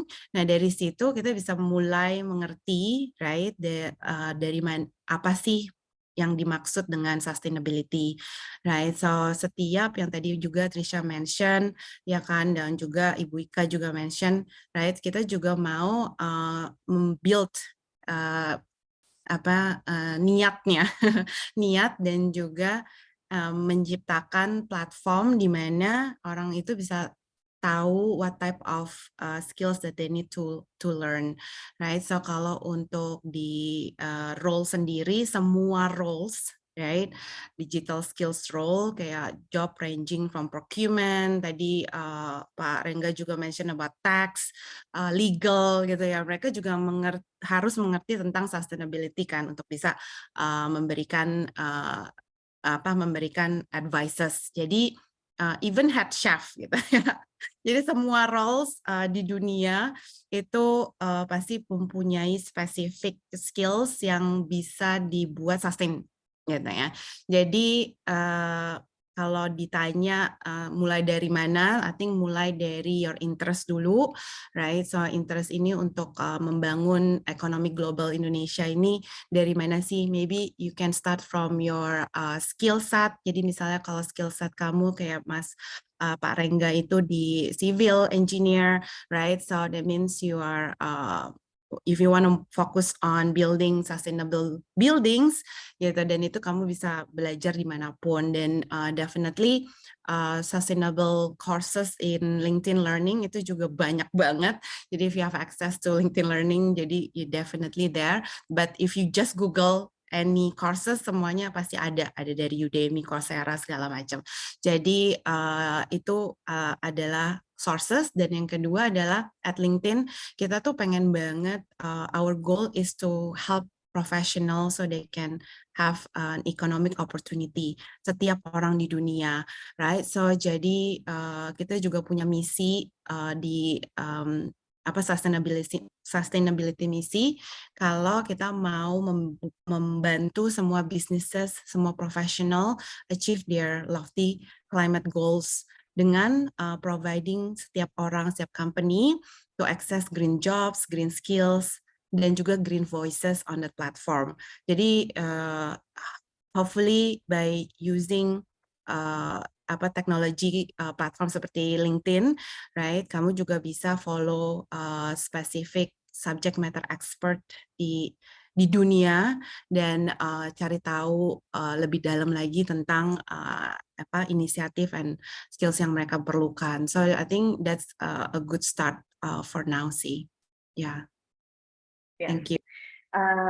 Basically knowledge-nya bisa dipelajari gitu ya, Bu Lani. I think we all agree. The important thing kita punya curiosity dan the hunger to learn. Dan kalau perspektifnya seperti itu, then we can all be part of the green energy, green talent pool, green energy talent pool. It's just a matter of hunger and curiosity. Oke. Nah, sekarang kita mau masuk ke sesi Q&A. Udah ada beberapa pertanyaan di sini yang mungkin pertama-tama yang cukup praktis. Pertanyaannya adalah membandingkan antara pendidikan vokasi dengan pendidikan yang lebih formal seperti itu ya. Menurut perspektif para panelis di sini, ada tidak background pendidikan yang lebih memiliki advantage ketika mau memasuki green energy talent pool gitu? Apakah kita perlu mengutamakan yang memiliki pendidikan vokasi, pendidikan formal, atau sebenarnya sama saja? Mungkin pertama saya mulai dengan Pak Rengga dulu ya Pak, dari perspektif perusahaan. Ya, thank you. Ini pertanyaannya gampang-gampang susah jawabnya ya. Kalau saya nyari orang, itu yang pertama, background that doesn't really matter to me, right? Yang pertama itu, yang penting dia pikirannya terstruktur. Saya suka gitu, karena di perusahaan kita mengencourage orang untuk belajar dan kita mau spend waktu untuk ngajarin orang. Jadi kita nggak mau, saya tuh biasanya lebih suka rekrut anak-anak muda ya, lebih fresh pikirannya, jadi belum terkontaminasi quote-unquote dengan cara-cara yang lain gitu ya.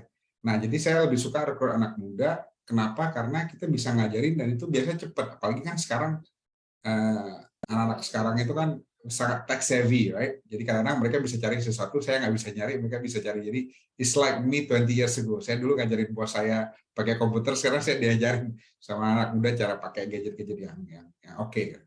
Jadi saya yang pertama itu pikirannya terstruktur. Right? Yang kedua itu problem solving oriented. Right? Jadi background apapun, let's say lawyer, engineering, finance, right? They can do and be involved in the renewable energy. Kalau kita pecah renewable energy landscape itu ada dua arah ya. Yang pertama is a skill path. Yang kedua is a management or development path. Saya ngebaginya dua. Kalau skill path itu tentunya semua orang harus punya skill khusus, right? Kalau engineering, any engineering can be renewable energy, to be honest. Jadi bukan cuma satu bidang aja, satu major seperti mechanical, electrical. No, it's not true. Any engineering background can do renewable energy projects. Right? Itu yang pertama. They just need to learn it, right? And it's not that hard, to be honest ya.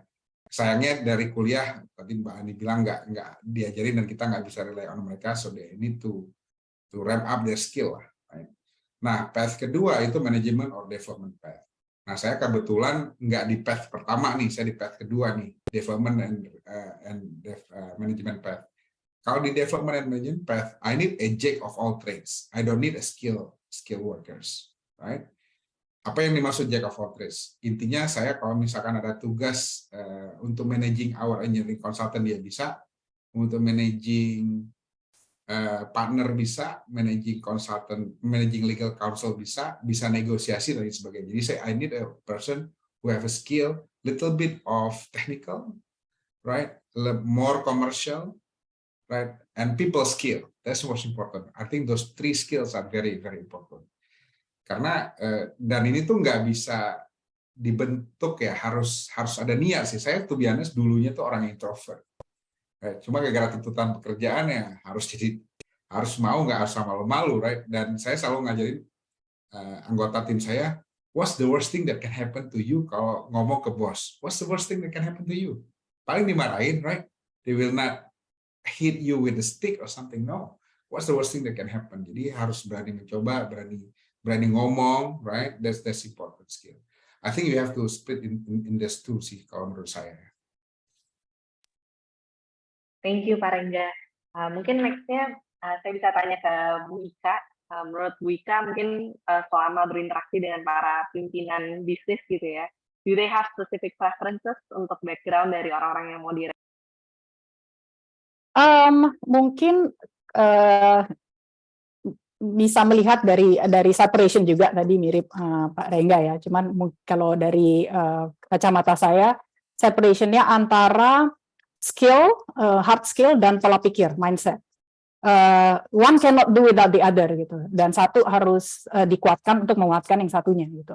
Bedanya adalah pola pikir itu lebih lama dibentuknya dan memerlukan lintas skill lintas sektor, lintas industri, dan vertikal juga sebenarnya dari manajemen ke operasional misalnya.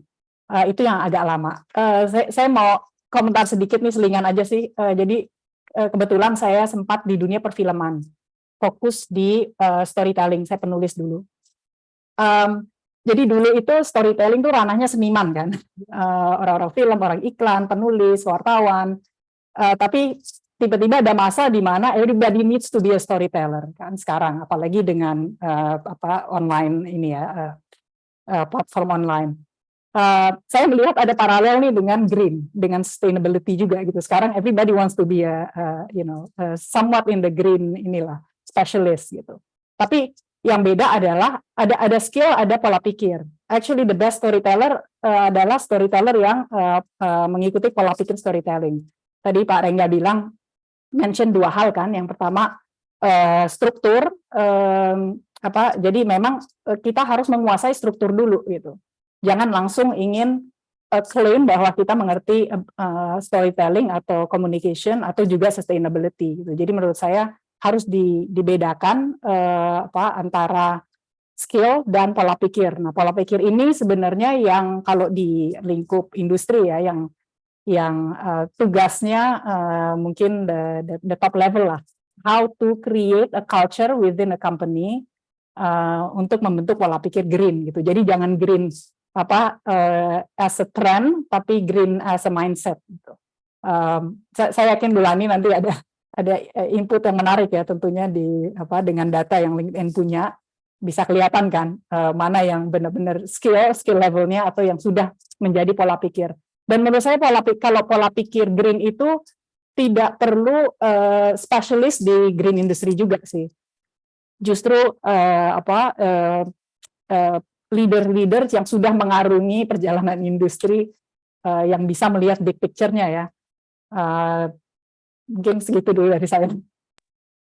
Thank you, Bu Ika. Mungkin next-nya mau beralih ke Bu Lani nih. Mungkin kalau ada data menarik dari LinkedIn, tapi juga mungkin bisa di-touch on tentang storytelling ya, Bu Lani. Karena kan di LinkedIn memang salah satu yang di-encourage adalah how we really frame ourselves gitu kan. Dan it's not sometimes also only about what we have, the skills we have, tapi juga how we tell stories about ourselves. Gimana, Bu?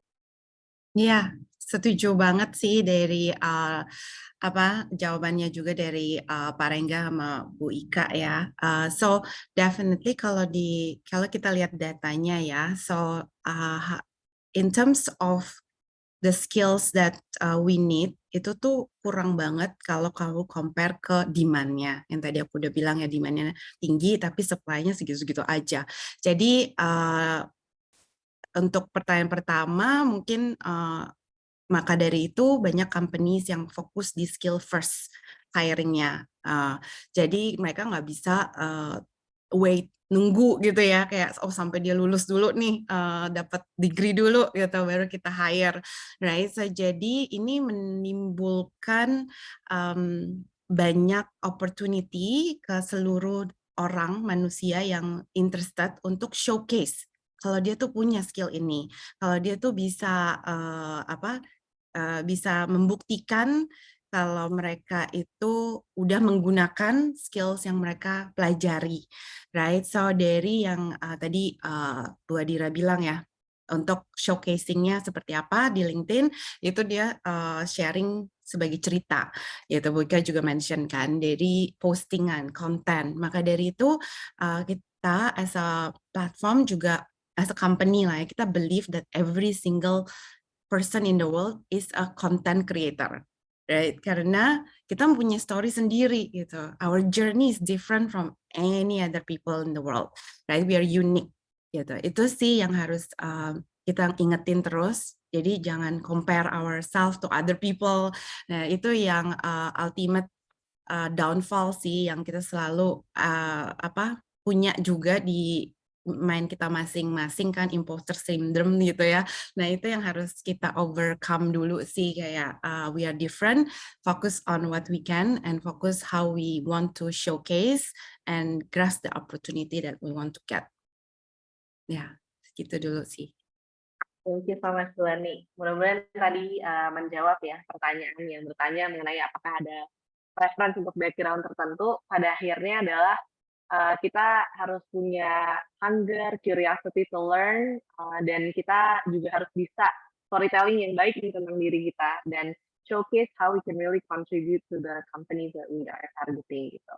Nah mungkin menarik di sini ada pertanyaan juga tentang apakah ada concern dari leadership perusahaan juga mengenai proses transisi seperti itu dan bagaimana dalam proses transformasi ini kemudian para talenta tuh harus bersikap seperti itu. Mungkin saya ajukan ini ke Pak Rengga dan Bu Ika ya seperti itu. Bagaimana leadership dari perusahaan itu memanage proses transformasi dan mungkin melakukan reskilling juga ya terhadap talenta yang sudah ada di dalam company tersebut. Ya, thank you. Ini pertanyaannya sangat true to my heart ya, karena kita memang baru transisi dari fossil based company right into a green company lah, hopefully in the near future. Kalau dari saya perspektif, saya suka perusahaan yang top manajemennya, shareholders itu peduli terhadap perubahan. Dan artinya apa? Mereka mau spend money terhadap perubahan, right? Itu yang paling penting, right? Dan kita di-encourage. Jadi contoh misalkan ya, karena saya develop project renewable energy, one of the biggest project that we have, itu manajemen memberikan saya keleluasaan untuk hire the right people, I mean the consultant, right? Supaya kita bisa belajar. Itu tujuannya kenapa kita hire international companies to help us on doing certain things. Itu bukan we're not going to keep hiring them, to be honest. Kita maunya belajar. I don't like this word, tapi brain raping lah, if you can say that word, right? So kita mau belajar dari mereka apa sih? Jadi saya sering misalkan ketemu konsultan, I don't want you just to create report. You need to teach me how you think, why that solution is matters. Itu yang saya pengen. Jadi saya tuh maunya anak-anak muda yang kita hire itu untuk bisa belajar. I throw them to the wolf. I want you to coordinate this expert who have 20 years of experience in solar PV misalkan, right? So you can learn. So next time I won't ask them, I will ask you to do stuff for me. So itu yang saya lakukan sih. Jadi menurut saya tuh support dari manajemen sangat penting ya. Apalagi skill is not cheap, by the way. Orang yang experience itu sangat mahal. Jadi supaya kita bisa belajar dan mengerti dan berkembang, we have to spend capital, we have to spend money, right? Caranya apa? We can only buy, tapi juga belajar dari yang udah kita spend money tersebut. Dan di kita juga punya culture yang bagus bahwa you can try, kalau nggak berhasil, nggak apa-apa. Right? Jadi menurut saya tuh trial and error itu juga penting, tentunya dengan resiko finansial yang sangat kecil ya kalau kita mau gagal. Tapi kita didorong untuk maju aja, do as best as you can. So I think itu hal yang sangat penting dari perkembangan transisi dari satu perusahaan. Thank you. Thank you, Pak Rengga. Mungkin Bu Ika, bagaimana leadership memanage proses transisi ya? Ya, mungkin kembali ke change management ya, bagaimana kita memanage perubahan dan any change is scary.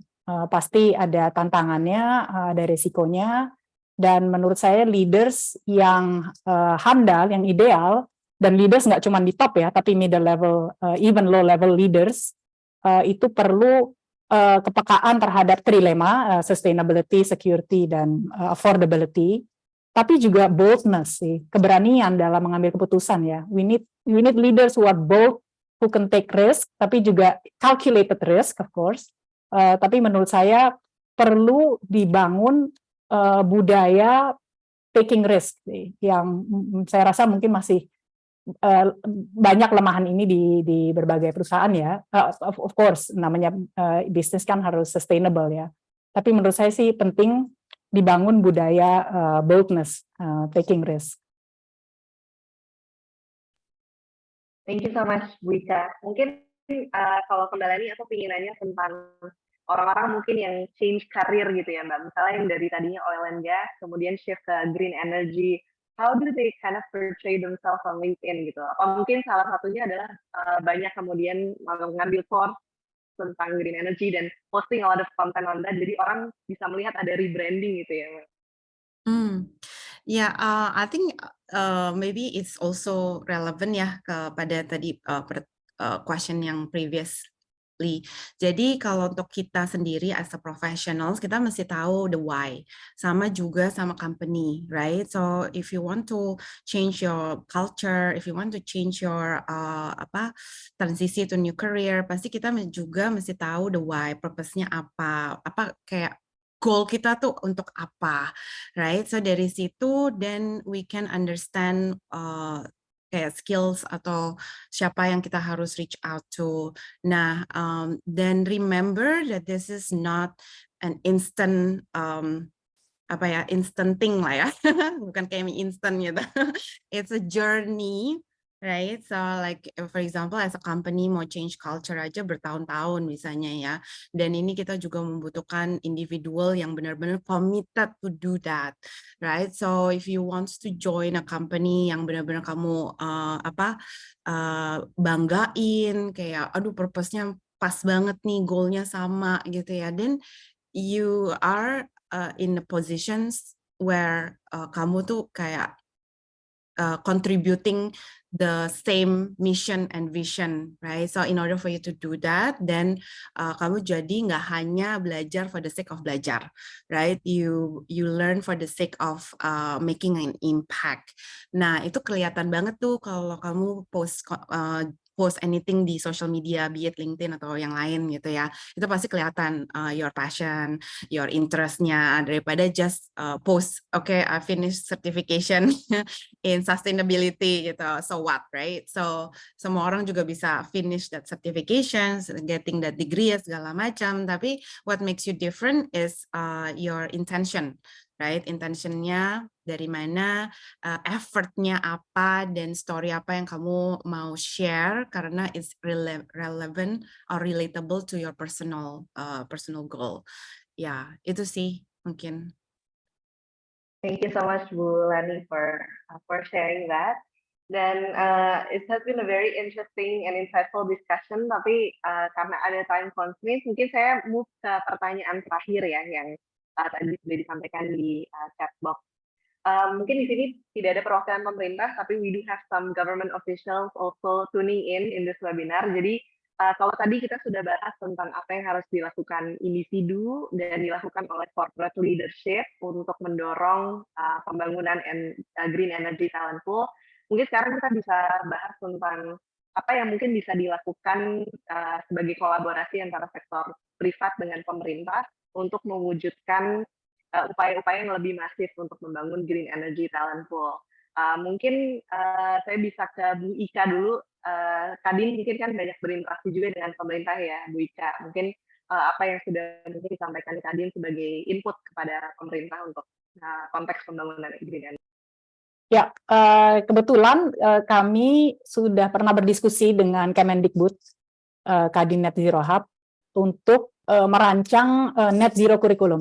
Jadi ini yang sedang kami jajaki saat ini, masih dalam tahap awal, tapi ini salah satu yang kami harap bisa menjadi sesuatu yang solid ya. Selain itu juga tentunya ya kami sebagai badan mencoba untuk doing soft advocacy lah, untuk apa, terutama dari segi policy making ya. Kita itulah fungsinya Kadin kan, menampung aspirasi para industriawan, para pengusaha. Kira-kira tantangan apa sih di lapangan yang bisa kami kumpulkan, kami olah, dan menjadi sebuah masukan untuk pemerintah.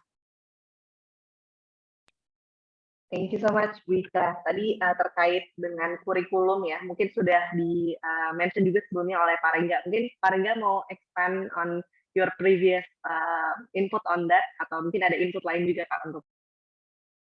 Ya, saya cuma mungkin kan Teacher Foundation ini sangat aktif ya. Jadi saya thank you juga Pijar Foundation karena saya juga ngebantuin Cynthia nih Pijar Foundation untuk mentoring, right?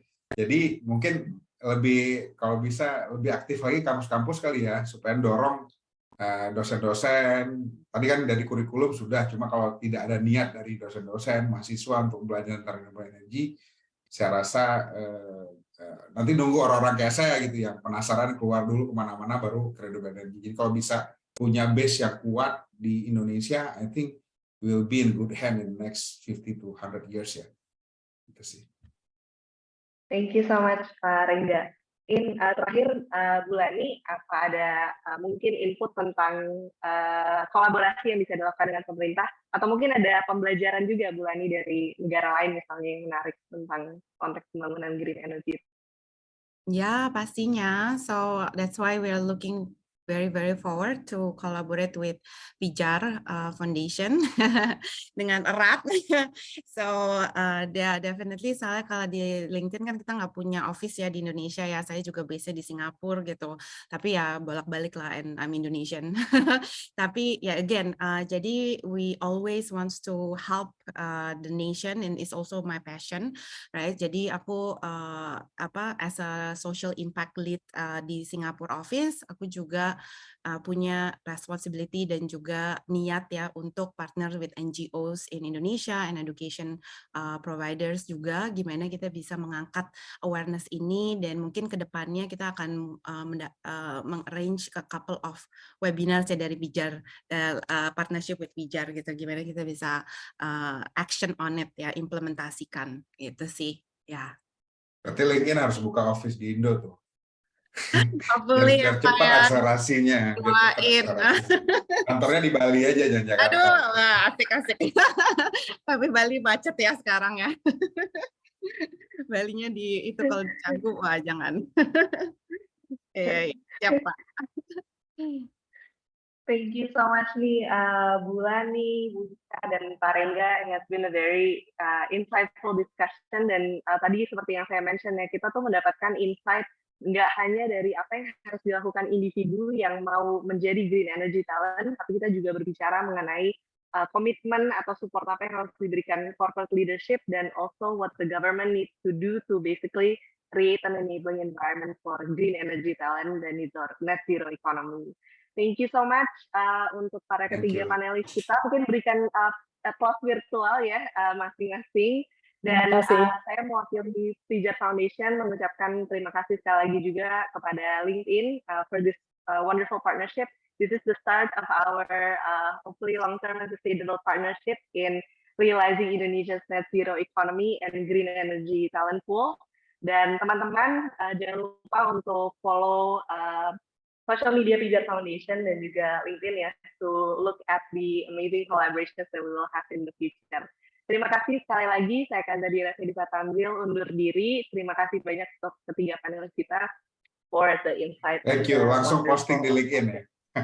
Mantap, terima kasih semua. Thank you semua.